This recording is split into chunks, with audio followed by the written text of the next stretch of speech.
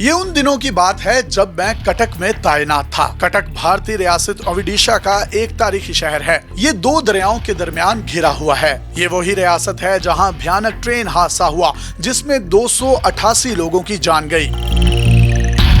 मुझे यहाँ civil lines की 81 नंबर कोठी बतौर रिहाइश अलॉट हुई। ये जर्द रंग की खूबसूरत कोठी थी। इसका 150 एकड़ पर फैला हुआ वसी लॉन था। फलदार दरख्त लगे हुए थे, लेकिन कोई भी इसमें रहता नहीं था। इसी वजह से इसके लॉन की घास बहुत बढ़ चुकी थी। हर तरफ सूखे काले और पीले पत्तों के अंबार लगे हुए थे। आम और जामुन के दरख्तों के नीचे बिल्लियां और कुत्ते रोते रहते थे। बरगद के पेड़ से सैकड़ों चमगादड़ें उल्टी लटकी रहती थीं। इस सरकारी कोठी के पीछे की तरफ एक कच्चा तालाब था। वो तालाब भी वीरानी का निशान था। इस पर सब्ज काई की मोटी तह इस बात का पता देती थी कि यहाँ पर कोई नहीं आता।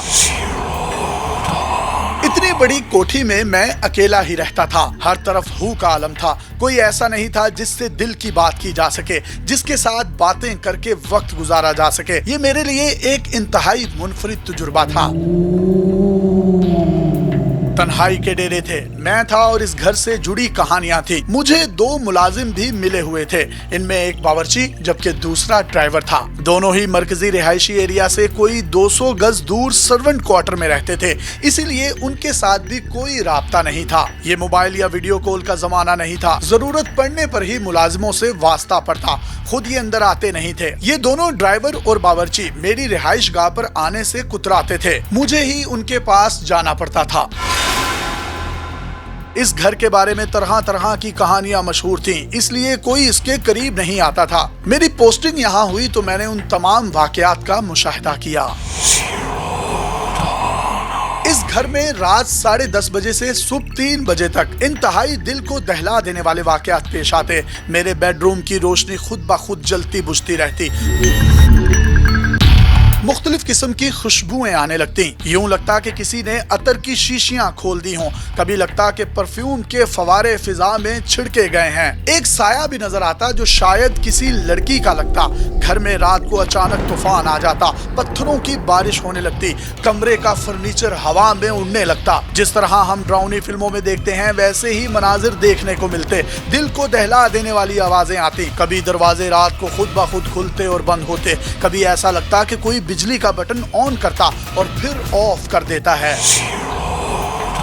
कभी दरवाजे पर धीमी सी दस्तक होती तो कभी फिजा में धुआं सा बिखर जाता। अचानक फोन बजने लगता और लगातार 2-2 घंटे तक बजता ही रहता। कमरे के कालीन पर लाश पड़ी हुई नजर आती। करीब जाकर देखता तो वो गायब हो जाती। इस घर में रोजाना पत्थरों की बारिश होती, लेकिन एक रात इंसानी हड्डियों और खोपड़ियों की बरसात होने लगी। मेरी आदत थी मैं पत्थरों को रोजाना पिछले तालाब में फेंका था। ये मैं इसलिए करता था कि मुलाजिमीन खौफ का शिकार होकर भाग ना जाएं। ये काम मैं सुबह के वक्त करता था। जिस रात हड्डियों की बारिश हुई तो मैंने रात को ही हड्डियां ठिकाने लगाने का फैसला किया। मैंने चादर में हड्डियां इकट्ठी की और तालाब की तरफ बढ़ने लगा। ये एक गैर मामूली रात थी। घर पहले ही खौफनाक था और अब मजीद डरावना हो चुका था। हर तरफ सन्नाटे का राज था। जैसे ही हड्डियां तालाब में फेंकने गया तो उस पर जमी हुई काई से एक साया मेरी तरफ बढ़ने लगा। ये मंजर देखकर मैं सर पर पैर रखकर भागा और अपने कमरे में जाकर सांस ली।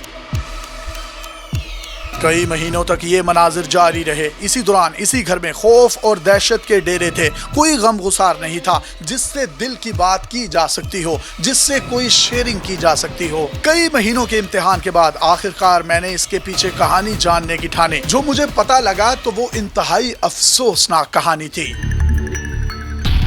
हुआ कुछ यूं कि इस घर में इंडियन सिविल सर्विस का एक ओबाश अफसर रहता था। 18-20 साल पहले वो इलाहाबाद से अपने साथ एक लड़की को शादी का झांसा देकर यहाँ आया था। उस लड़की के साथ वो कई महीनों तक ज्यादती करता रहा। जब वो हामला हुई तो अफसर ने उसे कत्ल कर दिया। उसकी लाश को घर के एक कोने में छुपा दिया। उस लड़की का नाम बिमला कुमारी था।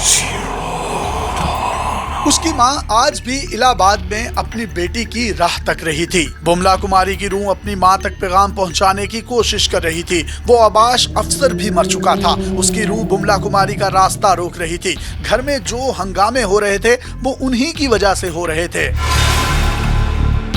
उस घर का हैरान कुन पहलू ये था कि उसमें डरावने वाकयात तो पेश आते थे, लेकिन किसी इंसान को कोई किसी किस्म का नुकसान नहीं पहुंचता था। जब हकीकत सामने आई तो मैंने बुमला कुमारी की मां से राब्ते का फैसला किया, उसे सारी कहानी सुनाई, उसे अपने पास बुलाया। हमने बुमला कुमारी की हड्डियां निकाली। हिंदू मजहब के मुताबिक उसकी आखिरी रसूमात अदा की गईं। उसके बाद तमाम डरावने वाकयात होना बंद हो गए।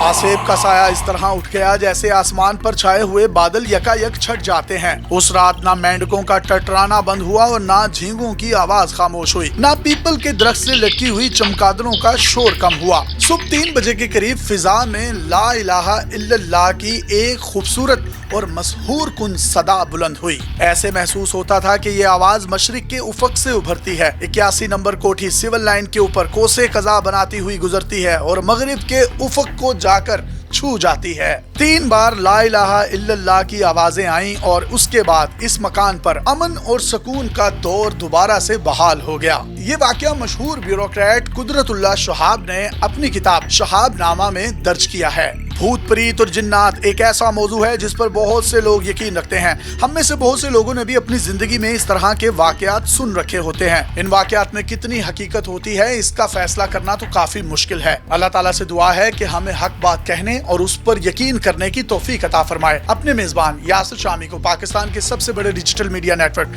डेली पाकिस्तान से इजाजत दीजिए। आपकी खिदमत में फिर से किसी मफूकुल फितरत वाक़े के साथ हाजिर होंगे। तब तक के लिए अल्लाह हाफिज।